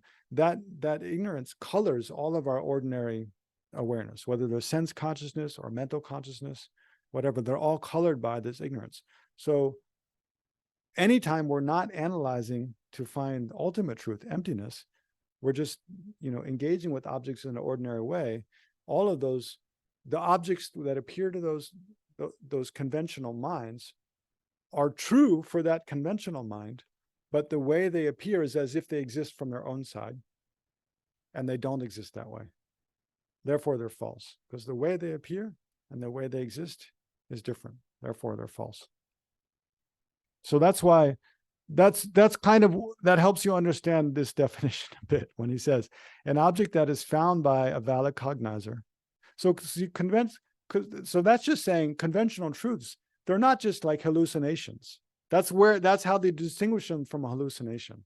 Because remember I was saying yesterday, that's why the lower schools, they're all uncomfortable. They're saying the consequentials, you go too far. You negate too much.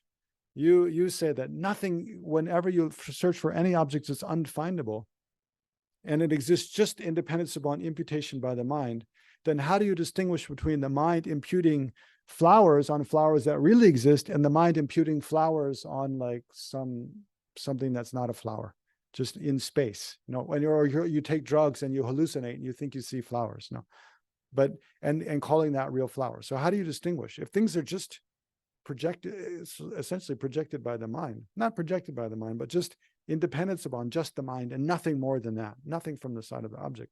Then how do you distinguish between real things and totally illusory things?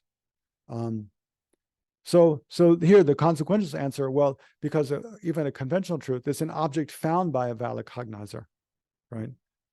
So what that means again is like, not that you search within the basis of imputation, but just, like ordinarily, what are flowers? Are there flowers here? Yes, there are flowers. Why? We have, there's petals and a color and stems and leaves. And that's for the ordinary conventional world. In the ordinary world, that's what flowers are known as. And that exists here. And thereby they're flowers. So there is a valid cognizer realizing, there's flowers on the desk. There is a valid cognizer realizing the Ocean of Compassion Center in Campbell.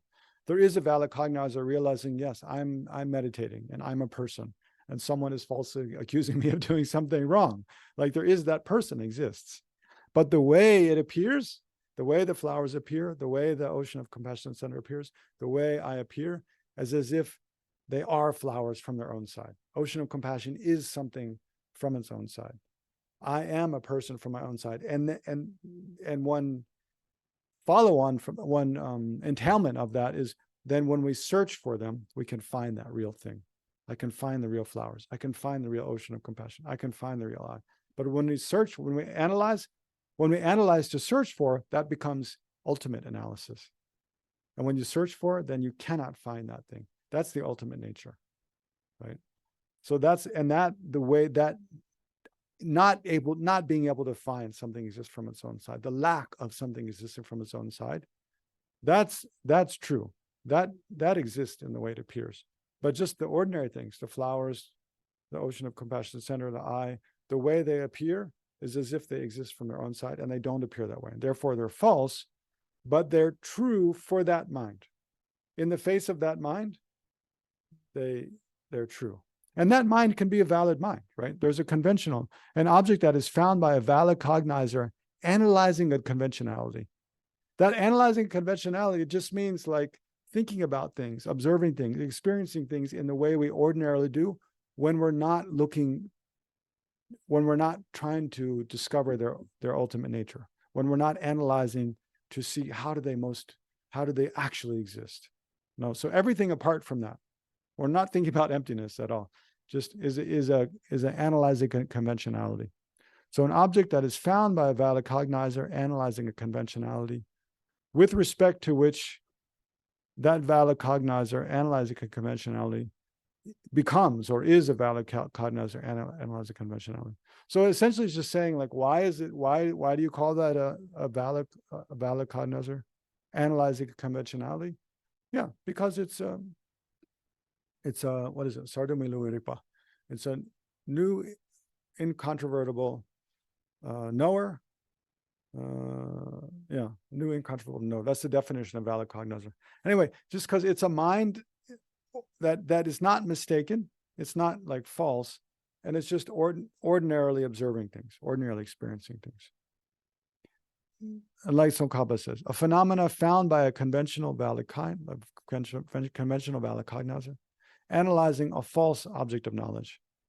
So see, what he means is false. So you might think, oh, false object of knowledge sounds like something that doesn't exist, but that's not it.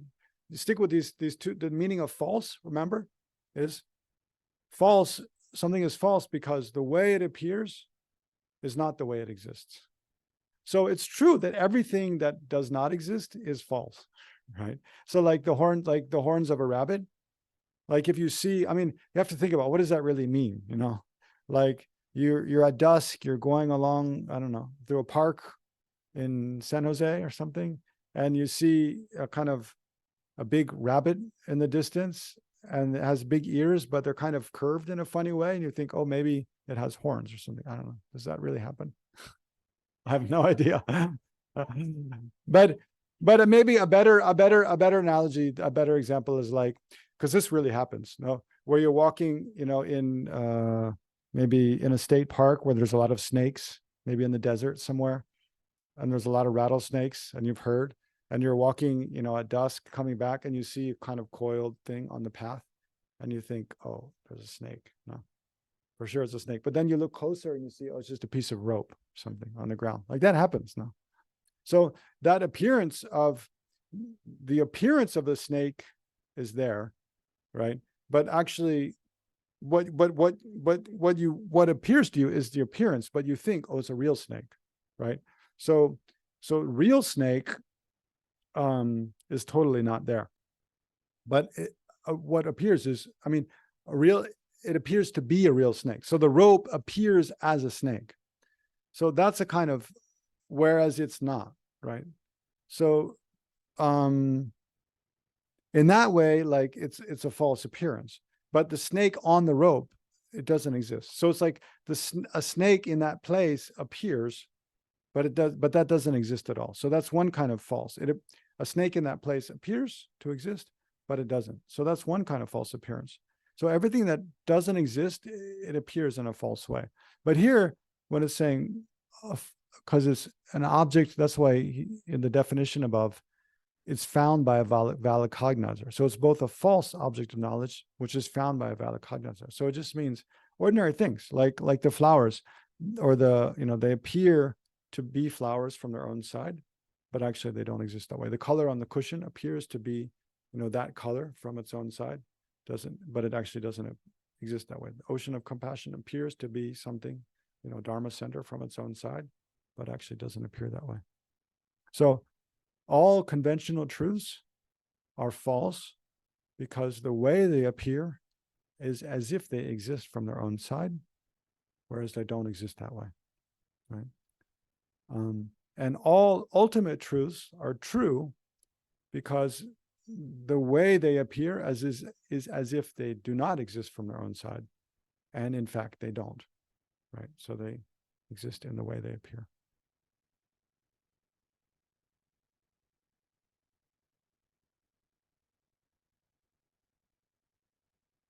Well, because everything that exists is perceived by a valid cognizer. For something to exist, it has to be the experience of a person. Remember, that's the definition of existence. No, I know. Yeah, that's good. But that's fine. No, I know. Many people don't. I didn't like it now I like it, but now I didn't like it for a long time. Yeah. I think most of the monks, you see, I remember there's one Argentina monk in our house, and he started the debate program at Sarah, like 5 years ago. I remember when he was studying that definition in his in the second year of the debate program, you study that definition. And we had like an hour-long debate in the library at my house about he's trying to disprove the definition. I'm trying to defend it. Because, many people don't because it doesn't, it's counterintuitive in several different ways. It's counterintuitive. Like you think, well, it seems like we were talking about, like it seems like the world existed long before there's anybody that knows about it. Or like the example I gave, it seems like there are things like, the color of the rocks, one mile below the ground here, that it seems like it's pretty certain that exists, but like who experiences that? That's an object of whose valid cognizer.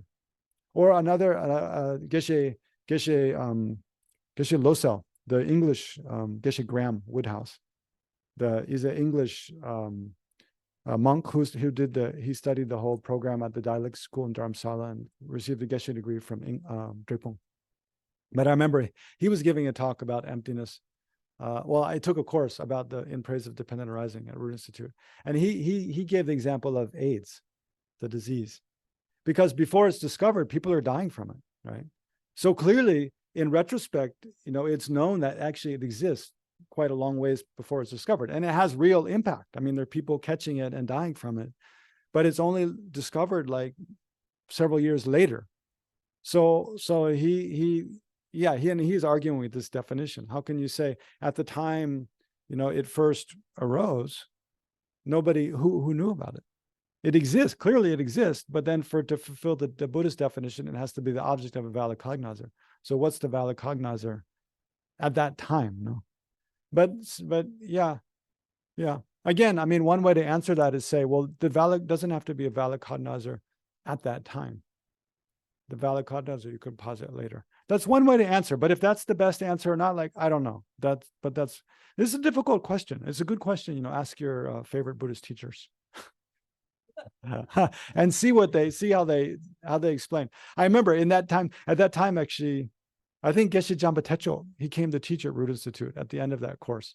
And Geshe Graham was actually translating for him. And Geshe Graham asked him this question. But Geshe Jampa Tesho, he showed the aspect of kind of not really getting the question.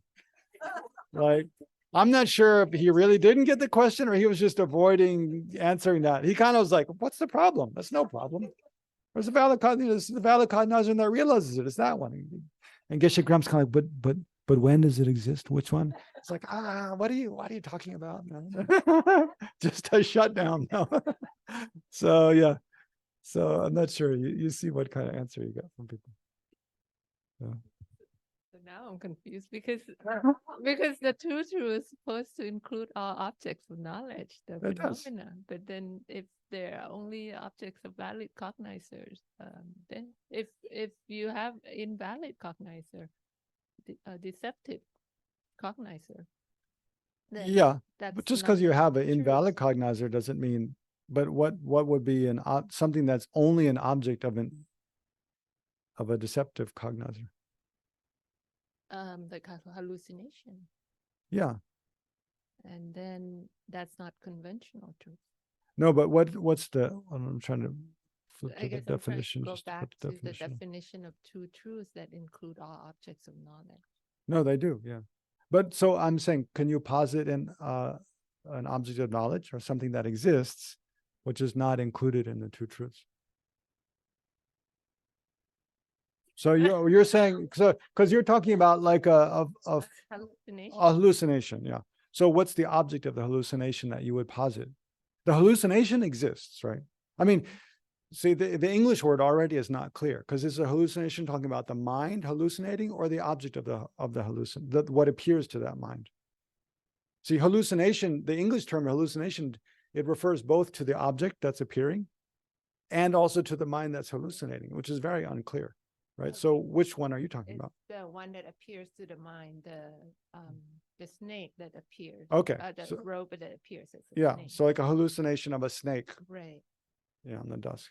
And that's not really like a hallucination, but Oh, we'll just okay. call it. It's an illusion. You Yeah. can say illusion. that, an illusion. So the appearance, but there is an illusory appearance. That mind has an appearance of a snake. The appearance of snake exists. So the appearance, and that's a conventional truth. So then, but see, maybe I'll try to help you out a bit instead of just Yeah, but then tearing you apart. is that not a valid No, cognition? so that mind that, because it's my example, right? Also, so that I mean, it's not my example. It's the Consequentials Middle Way School's classic example. No, so that mind that its object of observation is the rope, right? It's object of, so this is why it's important to study mind and awareness and knowers, because you break apart all how mind works in very much detail. So, and this is what you have to do to understand the question, right? So that mind observes its object of observation. What it observes is the rope, but then its object of the mode of apprehension is snake. It grasps the rope as being snake. And its object of, and the object of appearance is the appearance of snake. Actually, the rope appears, but and also there's the appearance of snake. The appearance of snake exists. It has an appearance that exists. The object of observation, the rope, exists. The object of the mode of apprehension, basically the rope being a snake, that the rope is a snake, that does not exist, right? So so the object of observation, the rope, that's conventional truth. The appearance of snake, that exists, it's a conventional truth. But what doesn't exist for any mind that's false, the object of the mode of apprehension, means the way it grasps the object, that always does not exist. So here, it grasps the object, the rope, as being a snake. The rope being a snake does not exist, right? So that's not a conventional truth because it's not an object of a valid cognizer. Does that make sense? Yeah. The rope being a snake, that's not no. A rope is not a snake, right? A snake, that is a rope. A rope that is a snake. Yeah, I'd say it that way.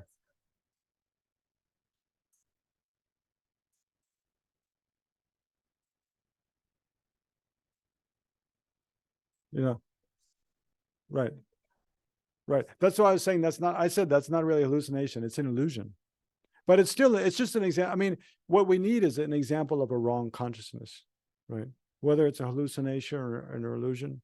But yeah, we could take the example of like a real hallucination. Yeah, your brother or someone looks out the window, they see someone standing there, and then you can look and you don't see someone standing there, right? Well, yeah. So, but yeah, so the first question is, well, who's right? One of you is probably right, and one of you is probably wrong, right? So, well, yeah, but how do you determine? You compare your perception with that of other people, for whom there's no reason to think that they would be hallucinating, right? So then once you compare, then the majority is usually right. Not always, but generally. In the case of who's standing there is pretty simple now. So in the case of who's better is a different question, right? So anyway, so yeah, to check. That's how, yeah. So in the case of that kind of hallucination, though, the person, yeah, you're right. There's no basis of imputation. The mind is just a projection of the mind, like in a dream. The mind just projects the appearance of something, but the appearance is there again. What they're observing is the appearance of that, and then they're believing that's a real person, right? So the appearance of a real person is there. That's appearing to their mind. It's just like in a dream. A dream is another good example. If you see, a bird flying in a dream, the dream appearance it exists.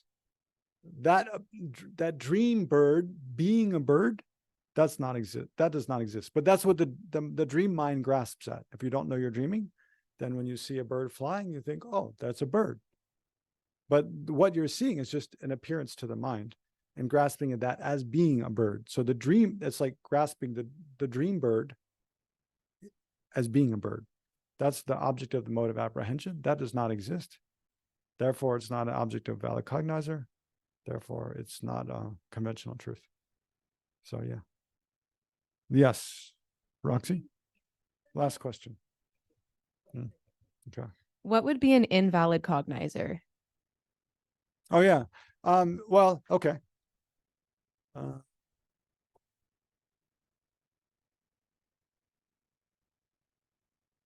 Yeah, that's right. Yeah. Any wrong consciousness. So like the consciousness that thinks the rope is a snake, that's invalid cognizer. Cognizer just means mind. Cognizer, mind, consciousness, synonyms, right? Cognizer doesn't mean, it sounds like it means, it realizes something, but actually it doesn't. It just means it experiences something. So the hallucination, you see, the dream mind thinking, there's a bird, the hallucination thinking there's a person outside, those are all invalid cognizers. Yeah. But those are all easy examples, no? To usually when you would find it to I don't know, get a little bit more clear about when you give an example of something, there are like in this case, there are very easy examples, obvious examples, but to be a bit more clear, it's like, because there's a line. In this case, there's a valid cognizer versus invalid cognizer, right? So the best examples are the ones that are closest to being a valid cognizer, but they're not. No? The wrong consciousness are very obviously not valid cognizers. But so that's what I was thinking, try to think what's really close to being a valid cognizer, but it's not. Yeah, like a correct belief is that. Like, like when you're first learning math, for example, and you learn, they hear the explanation, 2 + 2 = 4. But you're like, really? Is that for real or not? You have a doubt. Maybe that's not an example because it's a little difficult to doubt about that. What's like, I don't know, like 353 minus 24 equals like, but then I don't know the answer. So, so it's not a good example also. But something you have a doubt about, like, is that really?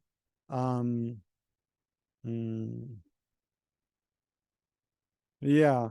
Yeah, maybe that's a good example. So like as a person, like every aspect of us is just changing. When you first learn about Buddhist philosophy, that no part of our body and mind is not changing momentarily.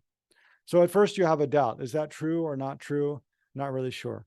Then you think about it more and you have a doubt towards the fact, thinking, yeah, it's probably true that every part of my body and mind is changing continually without break. So that's not a valid cognizer because it's correct. It's a correct cognizer. But because it's not incontrovertible. Yes. New and incontrovertible. It's not incontrovertible. It means you haven't realized that such that it's impossible for you to ever have doubt about it again. Right? Incontrovertible means you know something such that it's not possible for you to doubt that again. You know it. Right? Yeah. And different kinds of things. There's different ways, to come to that knowing. Like the flowers, we just look at and we know. No, there are flowers on the table. But like that, that we're changing, every part of us is changing continually, moment by moment. We can't just look and know. No, we have to think about. We have to use inferential reasoning, reasoning to come up with proofs that prove that. And then when we arrive at incontrovertible understanding through those proofs, then it's an inferential valid cognizer. It's called. Yeah. Anyway, that's kind of some examples. So like that, so of a cognizer that's not valid, any wrong consciousness is very obviously that, but also just like correct belief. That's not really based on, it's not incontrovertible. It's correct, but it's not like so correct, so clear that we'll never have doubt about that in the future. Roughly like that. Okay, let's take our lunch break now until 2.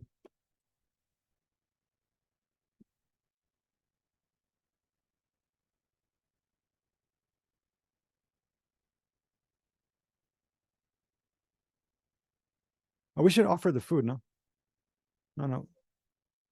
Yeah, let's offer the lunch food. I forgot. So briefly, just dedicate whatever merit we've created this morning by the force of this. May we and all sentient beings generate wisdom, realizing emptiness, and eliminate the root cause of suffering, and quickly become fully enlightened. And then we can bless the food with this mantra: Om Ahum, Om Ahum, Om Ahum.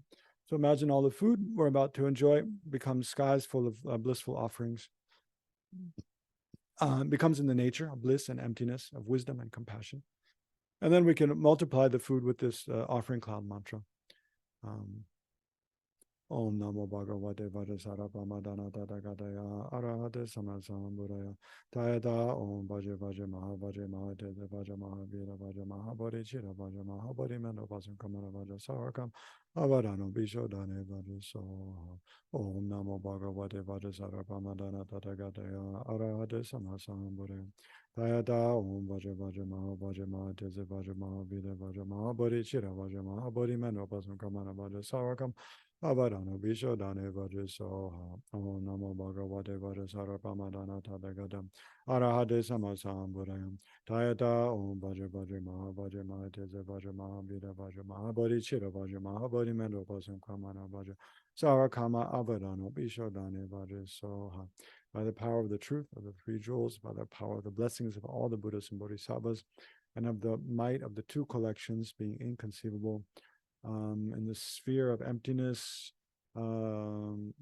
may these clouds of Samantabhadra offerings, just like Manjushri, be offered to all the Buddhas and Bodhisattvas of the 3 times in 10 directions, who are one nature with their own guru, and to all the stupas, statues, scriptures, and all holy objects everywhere, all holy beings, all holy places. I make clouds of beautiful offerings with attractive smell, taste, touch, appearance, so forth,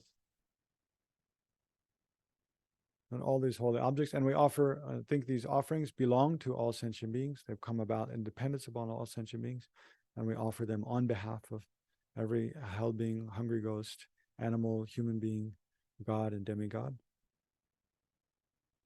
So by making these offerings, by whatever merit is accumulated, by the force of that merit, may all beings have especially food and drink, shelter, clothing, prosperity, be able to live in peace and harmony, and their minds be free from suffering, and have every cause and condition for joy, happiness, wisdom, up to full enlightenment. Okay. Let's enjoy. See you at 2.